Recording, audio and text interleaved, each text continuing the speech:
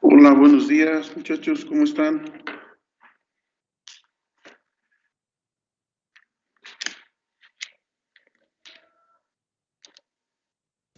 Buenos días. Buenos días, profe. ¿Bien y usted? Buenos días. Bien, aquí ya puestísimo para empezar la clase del día de hoy.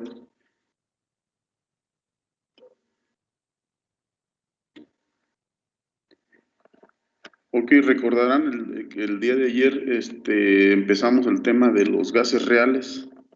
Una de las ecuaciones que presentamos es la de Van der Waals. Digamos que parte de la ley de los gases ideales, pero mete por ahí algunas correcciones. Una de las correcciones es debido a que en la ecuación de gas ideal se supone que las partículas que componen el gas no tienen volumen. Cuando debe de considerarse el volumen de las partículas, es cuando se tiene que tomar o meter un factor de corrección. Es la corrección por el volumen que realmente toman las moléculas del gas. Otra corrección es porque bueno, en el gas ideal se supone que las partículas no se atraen o no hay fuerzas actuando entre las partículas. Cuando sí ejercen atracción las partículas del gas, entonces también hay que meter un factor de corrección. Ese es el último término que aparece en esta ecuación. A por n cuadrada entre b al cuadrado. Entonces es una corrección debida a que si hay fuerzas de atracción o si son importantes. Ya se hizo un ejercicio donde se aplicó los valores de B y de A, las constantes, se encuentran en la literatura especializada o en internet, ¿no? Y aquí les muestro algunos de los valores para algunos gases.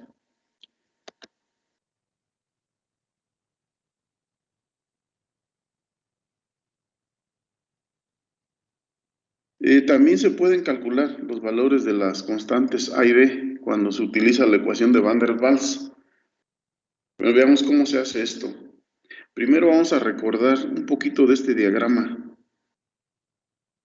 En este diagrama se grafica la variación de la temperatura contra el volumen para un gas. Las líneas, cada una corresponde a una isóbara, o sea, un proceso a presión constante. Entonces, en estos tramos se trata de gas. En estos últimos tramos, después de las líneas rectas, se trata de líquido. Entonces, la parte horizontal representa la condensación, o sea, el paso de gas a líquido. Si ustedes entonces tienen un gas a una presión de 0.01 megapascales y alcanza una temperatura, por decir, correspondiente a este valor, a esa temperatura y presión, el gas empieza a condensar y es un proceso isotérmico. Se realiza a presión constante. Entonces, todo este cambio desde este punto hasta este otro se realiza a temperatura constante. Si repiten ese proceso, pero para una presión mayor, ya ahora el gas va a condensar a una mayor temperatura. Pero otro detalle que vean es que el tramo en el cual se mantiene constante la temperatura es más corto, o sea, este segmento es mayor que este y este es menor que el anterior y así se va cortando. Y hay un valor de presión, en este ejemplo es de 2209 megapascales y una temperatura a la cual ya no se distingue ese cambio de vapor a líquido. O si vienen al revés, de líquido a vapor. A eso es lo que se llama punto crítico. Son un valor de una presión y una temperatura a la cual ya no se distingue la fase líquida de la fase gaseosa.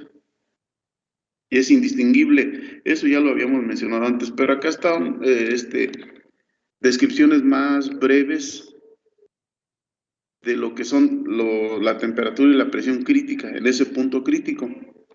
Entonces, la temperatura crítica es una temperatura sobre la cual el gas no se puede licuar, no importa la magnitud de la presión aplicada.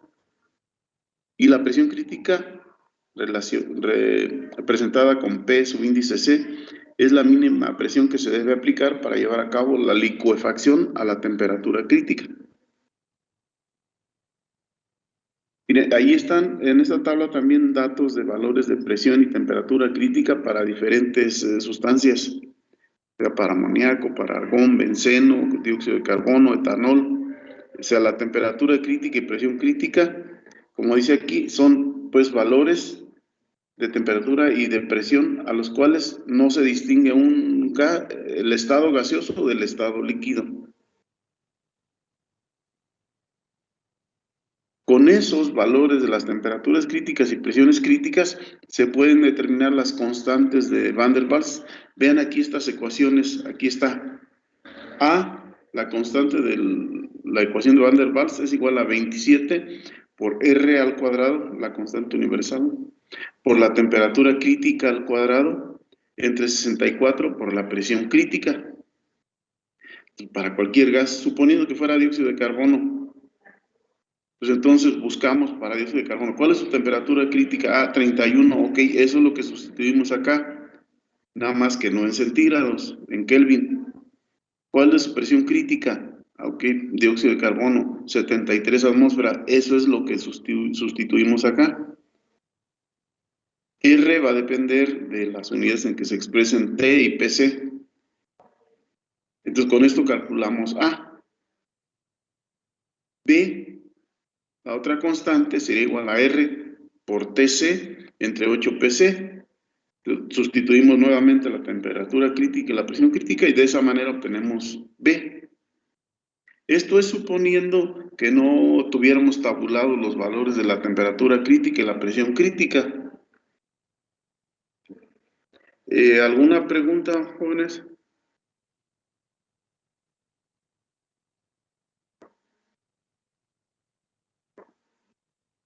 Parece que no, profe, pero ¿se podría esperar tantito nada más en lo que copio algo? Por favor. Sí, ok. Nomás les acuerdo que estas diapositivas están ahí a su disposición en donde dice archivos en el canal general.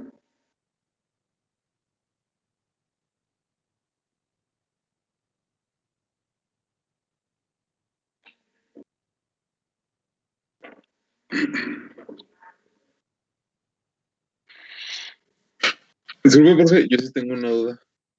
Sí, Dice que a la temperatura crítica, no importa la magnitud de la presión, el gas no se puede licuar, pero entonces la presión crítica es una excepción a eso.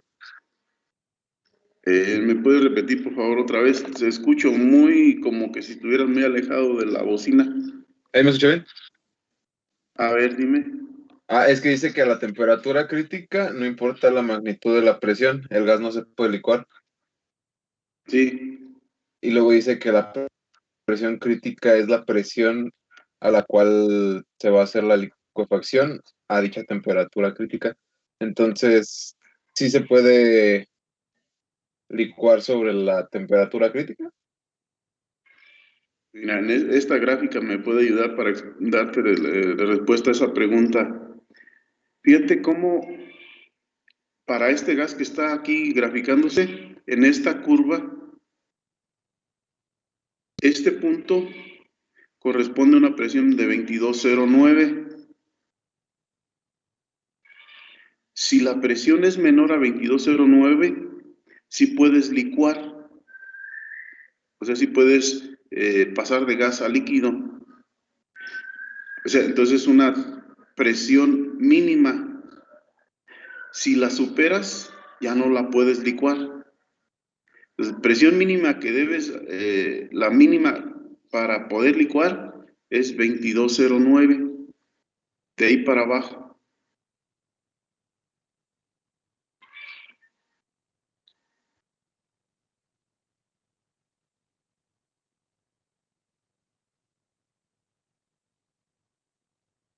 ¿Me expliqué bien o?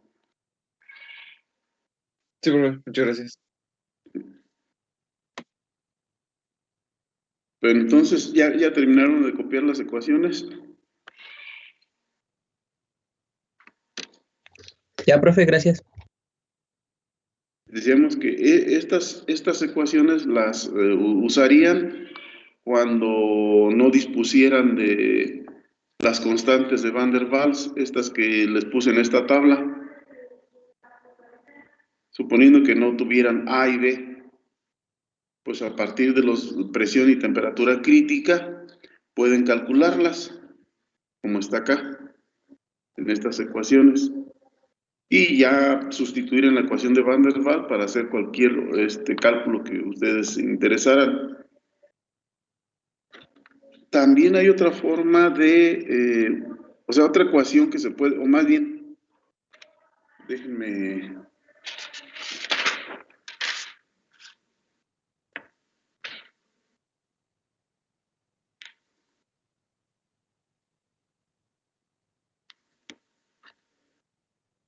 pasar a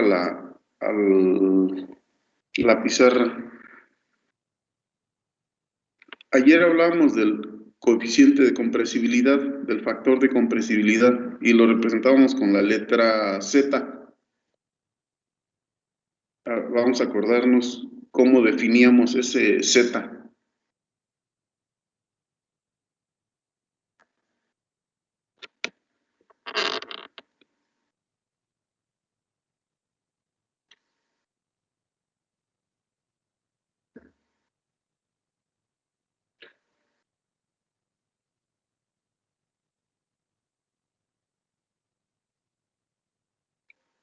Nomás que cargue la pizarra, está tardando.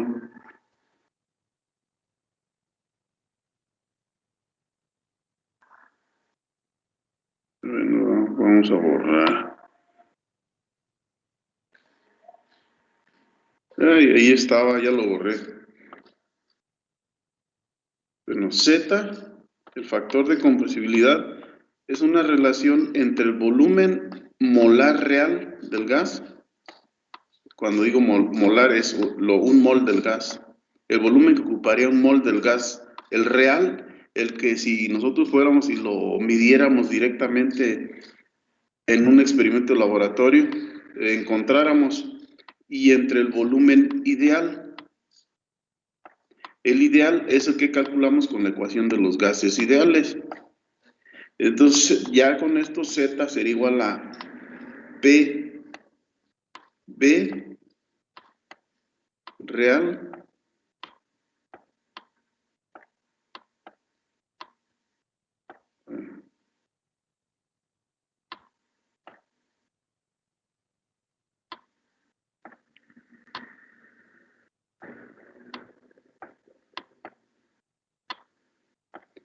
entre R, T.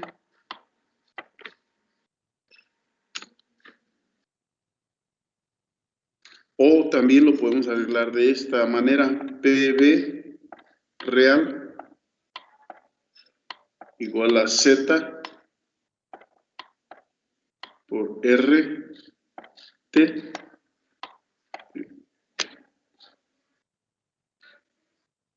Y fíjense cómo se parece, no es la ecuación de gas ideal. Pero para hacer cálculos con esta ecuación necesitamos Z, el coeficiente el factor de compresibilidad. Entonces, ¿cómo determinamos el valor de Z?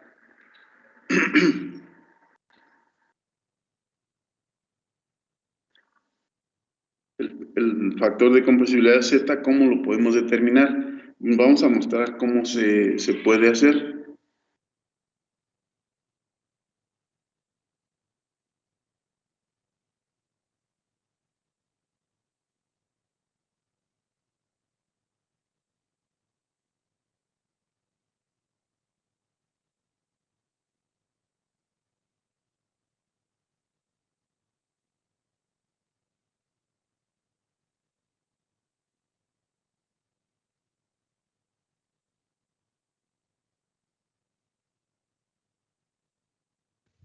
Profe, si está explicando algo, tiene el micro apagado.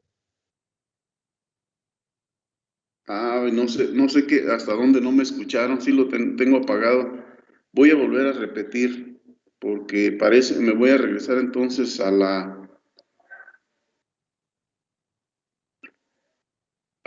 pizarra.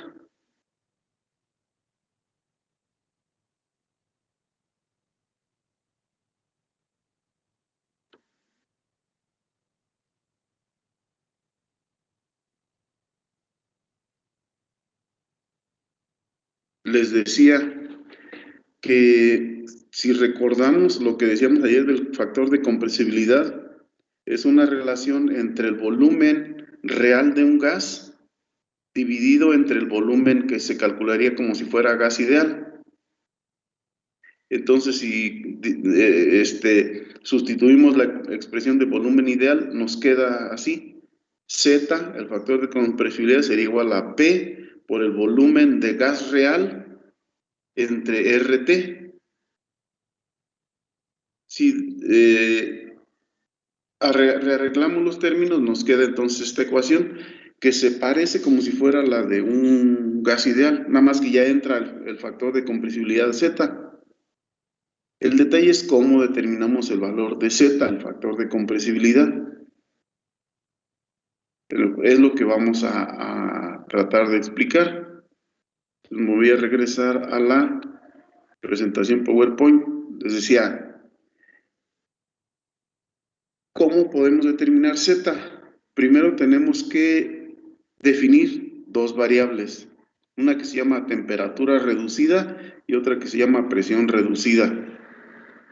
¿Qué es la temperatura reducida? Es igual a la temperatura del gas entre la temperatura crítica de ese gas. O sea, la temperatura podría ser T, sería la temperatura a la cual estamos analizando, estudiando un gas. Y dividiéndolo entre su temperatura crítica nos da TR, temperatura reducida. Luego, la presión reducida sería la presión a la cual está sujeto el gas entre la presión crítica de ese gas. Entonces, una vez que ya tenemos esta temperatura reducida, esta presión reducida, resulta que para todos los gases el valor de Z es el mismo si están a la misma temperatura reducida y presión reducida. Es decir, si tienen hidrógeno, si tienen nitrógeno, si tienen monóxido de carbono, si tienen CO2 y ellos están a la misma temperatura y presión reducida, el valor de Z, el factor de compresibilidad, es igual para todos ellos, siempre y cuando estén a la misma temperatura reducida y presión reducida. Entonces, alguien ya hizo los cálculos y están sintetizados en esta gráfica. ¿Qué está en el eje de las X? La presión reducida. Fíjense, acá abajo, esa que calculamos anteriormente con la ecuacioncita de P entre PR, entre PC, está abajo. Y cada una de estas curvas está etiquetada y alcanzan a ver TR1, TR1.1, TR1.20, TR1.30, TR1.50 y TR2. Entonces, suponiendo que PR de un gas fuera igual a 2 y que TR fuera igual a 1.2, ¿cuánto vale Z? Cierre. Quienes alcancen a ver o que estén en una computadora y que puedan ver la diapositiva bien, díganme. Entonces, si PR vale 2, la presión reducida vale 2 y TR, la temperatura reducida, vale 1.2, ¿cuál sería el valor de Z?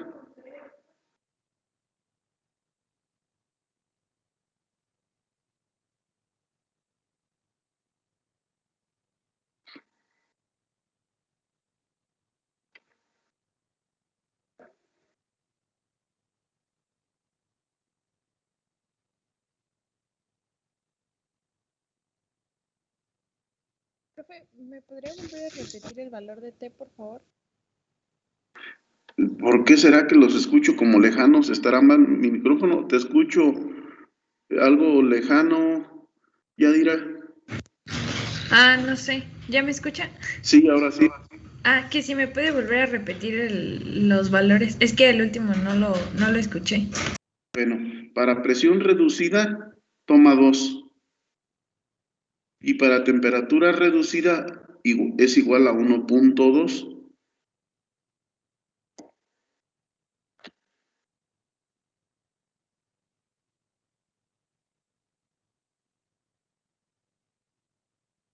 Serían 0.6.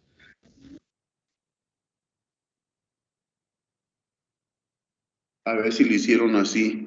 Primero trazan una línea que toque la de presión reducida de 1.2.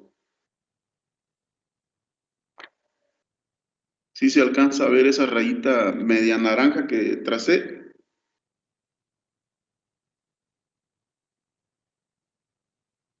Dejen ver si puedo cambiar el grueso.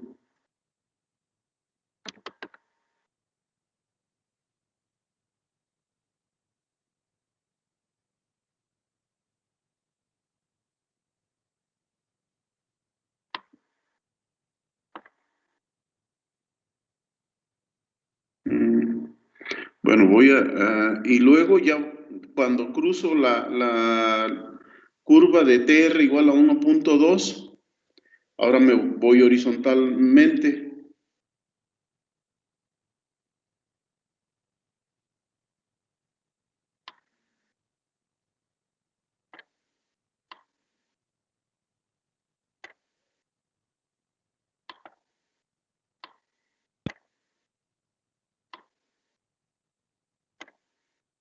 Ok, insertar. Forma. Línea.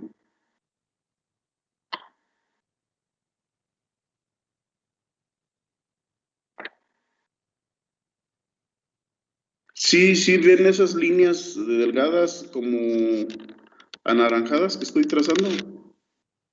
Sí, se ven, profe. profe.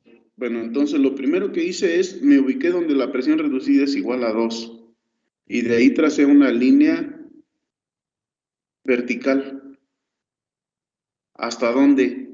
Hasta donde toque la línea, la curva donde TR es igual a 1.2. En el punto donde toca ahora trazo una horizontal, a partir de ese punto, hacia el eje de las Y, hacia el eje de Z igual a PBRT. Aquí es donde leo yo el valor de Z. Como ven ahí, Z más o menos da 0, entre 0.5 y 0.6, o sea, para mí sería 0.58. Entonces, Z es 0.58. Y ya con Z, pues ya puedo utilizar la ecuación. Z igual a PB entre RT. Así es como se haría el procedimiento para determinar Z. ¿Alguna pregunta, jóvenes?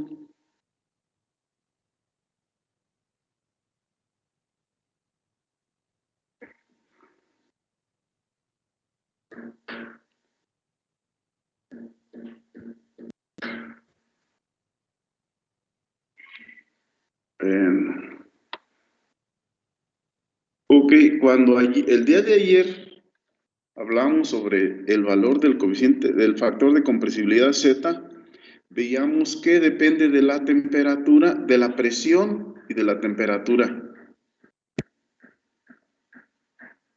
Z es igual a 1 para un gas ideal, como se muestra en esta gráfica, es esta línea recta. No importa la presión para un gas ideal, Z vale 1, pero los gases se desvían del comportamiento ideal. A mayor presiones es más la desviación. O sea, fíjense el valor de Z acá, para presiones de 600, pues Z vale como 1.3, 1.5, 1.8, o sea, se desvían mucho del comportamiento ideal. Y observen que algunas son líneas rectas, como ven para el helio y el hidrógeno, son una línea recta. Ajá, dime.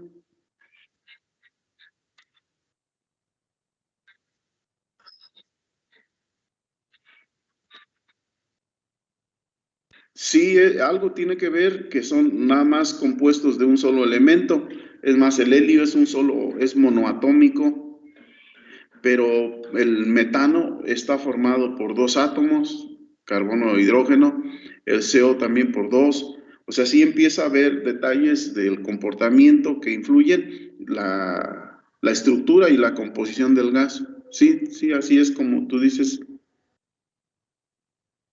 Y ven cómo para el CO y el CH4 es como una ecuación de un polinomio, o sea, un comportamiento de una curva polinómica, podría ser la que se pudiera ajustar a esos datos. Es decir, si yo les dijera, oiga, obténganme una curva, la ecuación de una ecuación que se ajuste a los datos del metano, pues tendrían que usar una función polinomial, un polinomio. Y en cambio para el hidrógeno y para el helio, pues sería una línea recta. Entonces, hay otra forma, entonces, otro procedimiento, otra ecuación que se utiliza para hacer cálculos con gases reales, que es la ecuación del virial, de la que vamos a hablar ahora.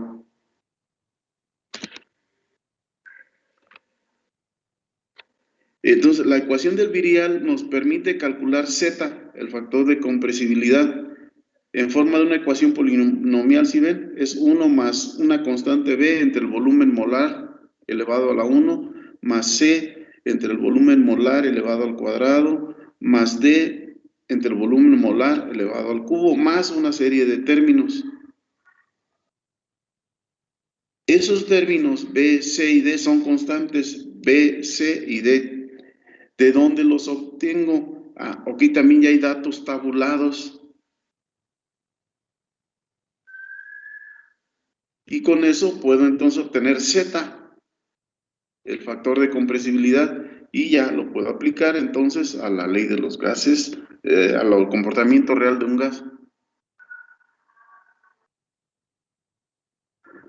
Como ven aquí en este párrafo, miren dice, para un gas dado, los coeficientes viriales B, C y D se evalúan a partir de los datos de presión, volumen, temperatura del gas mediante un procedimiento de ajuste de la curva con un programa de computadora. O sea que ya B, C y D, si ya estudié de manera real cómo se comporta un gas, yo puedo obtener esos valores de B, C y D. Y ya después los tomo y los aplico. ¿Preguntas, muchachos?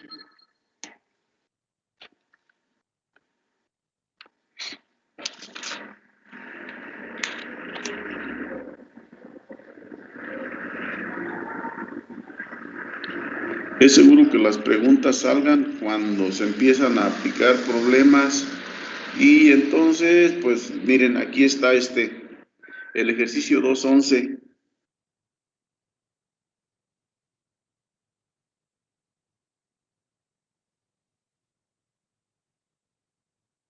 Entonces, el ejercicio 2.11 lo vamos a resolver. Son las 9:33.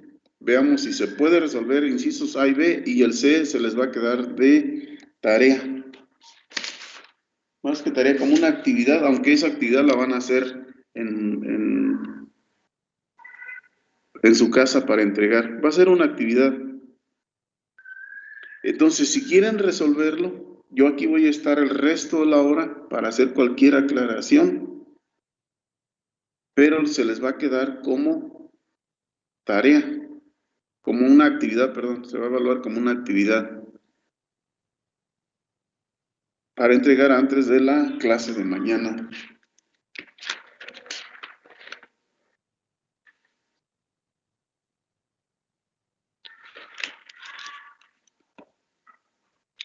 Sale, pues entonces echarle ganas, para aprovechar el resto de la clase, tienen alrededor de 25 minutos, lo más que avancen, y aquí estoy por si hay dudas, hasta que termine la hora.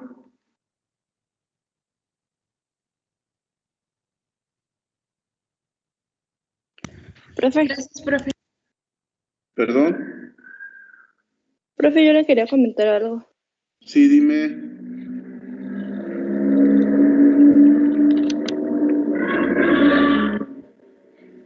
Ay, ya. Le quería comentar sobre la tarea que dejó en vacaciones. Ajá. A mí ya me llegó calificada la tarea, pero no sé si pueda checar. Es que me pone que el valor del volumen es de 1.5 y que yo puse 2.5, pero es que si viene en el ejercicio, ya hasta lo chequé. Ajá. Bueno, déjame checarlo. Eres, Janet, Viviana, ¿te apellidas? Romero, A ver, tengo problemas al escuchar en el micrófono. ¿Me repites tu nombre? Romero Rodríguez. Ah, Romero. Ok. En lo que ustedes lo están resolviendo, yo reviso tu caso. Sí, profe, gracias. Sale.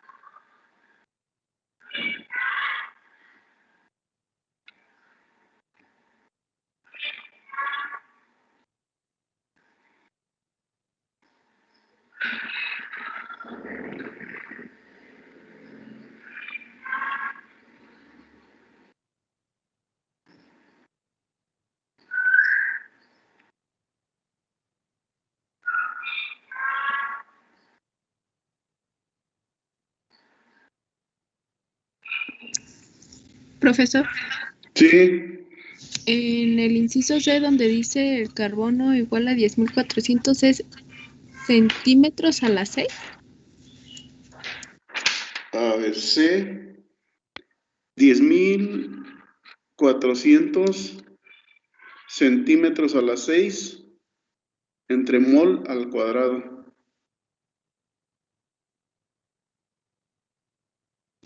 Gracias. Pero,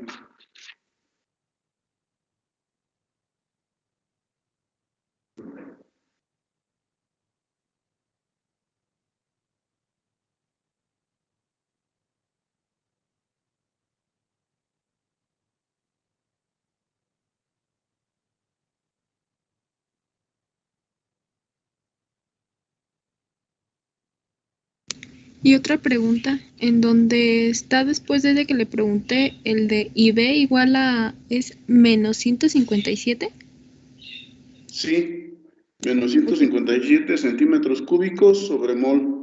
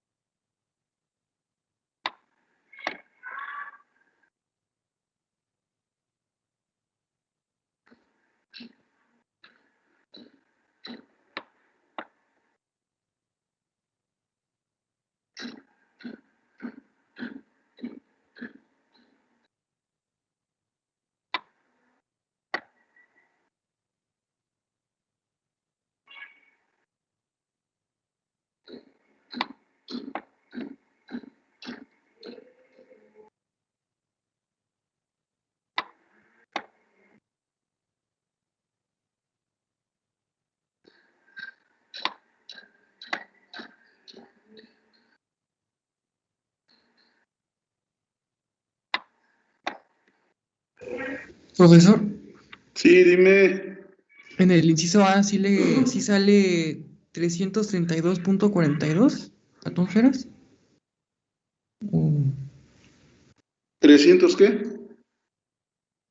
332.42.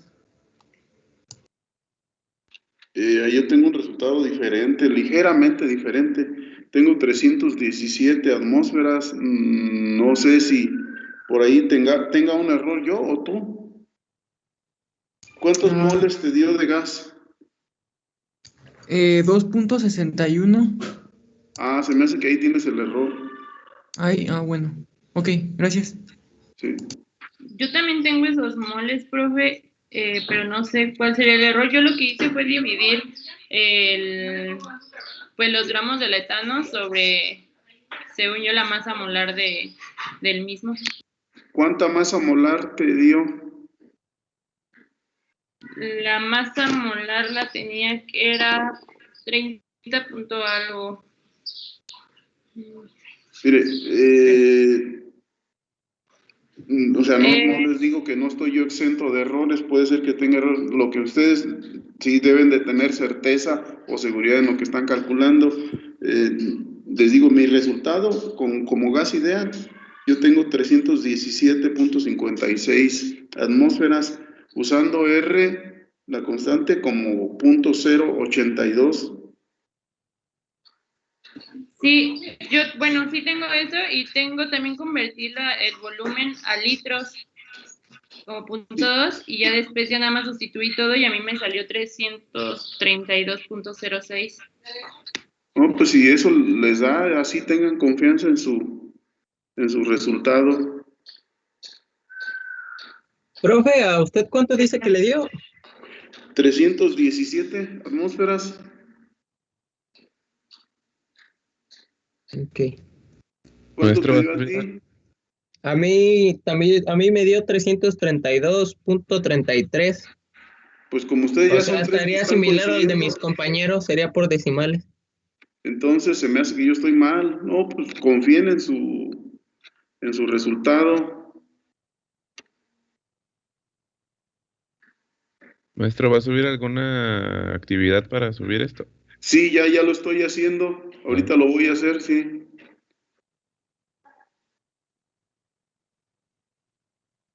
¿Va a ser para ahorita a las 10?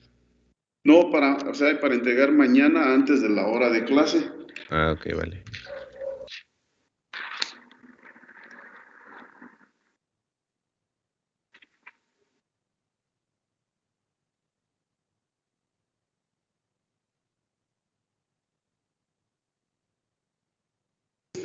Oiga, profe, Ajá, en el inciso B, nos pide usar la ecuación del Van der Waals.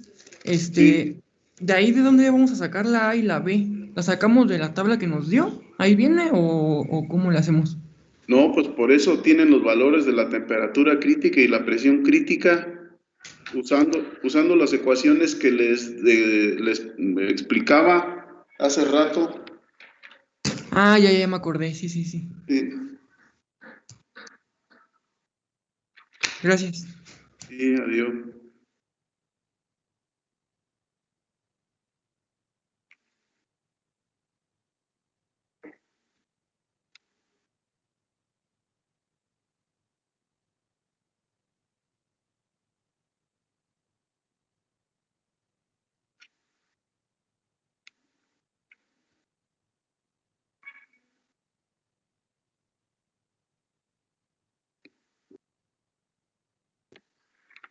Sí, sí, ya les va a aparecer el espacio donde van a poder subir todo. Ya son las 9:59. Entonces también me despido. Mañana nos volvemos a comunicar. Gracias, profe, hasta mañana. Hasta luego, buenos días.